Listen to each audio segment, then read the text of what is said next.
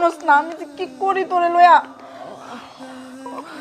দেখি একটু ভালো লাগতেছে বাবা, যাই কি করি তোরে নিয়ে আমি। সত্যি করে ক বাবা, ঠান্ডা কি খাইছিলি তুই? মা, আমি ঠান্ডা কিছু খাই নাই। আমি তুমি যে বাসায় কাজ করো ওই বাসায় গেছিলাম।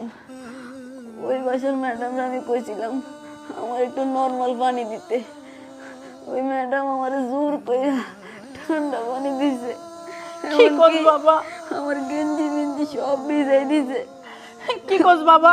তুই ওনার কস নাই তোর যে ঠান্ডা খাওয়া নিষেধ?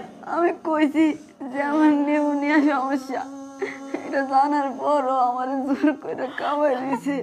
মা, আমার খুব কষ্ট হইতেছে। বাবা কষ্ট পাইছ না বাবা, তুই একটু থাক, আমি তোর লাগে এখনই ওষুধ দিয়ে আইতাছি। তুই একটু থাক বাবা, কষ্ট হইব না, আর একটু সহ্য কর। সেই মনিকা, তুমি এটা কিভাবে করতে পারলে?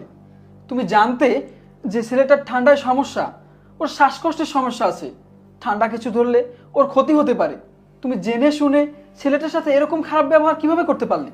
এখন যদি ছেলেটার কিছু হয়ে যায় তাহলে সেই দায়ভার কি তুমি নিতে পারবে বলো? শোনো, তোমাকে আমি অনেকবার বলেছি কখনো কোনো মানুষের সাথে খারাপ ব্যবহার করো না। মানুষের সাথে খারাপ ব্যবহার করলে স্বয়ং আল্লাহও অখুশি হয়। আর ও তো একটা বাচ্চা ছেলে, তুমি কিভাবে পারলে একটা বাচ্চা ছেলের সাথে এরকম ব্যবহার করতে? ওর সাথে এরকম ব্যবহার করার আগে তোমার বিবেকে কি একটুও বাধা দিল না?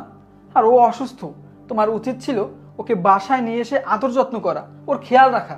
সেটা না করে তুমি বাচ্চা ছেলেটার সাথে এত জঘন্য ব্যবহার করলে। ছি মনিকা, ছি। আমি তোমার কাছ থেকে এটা আশা করিনি।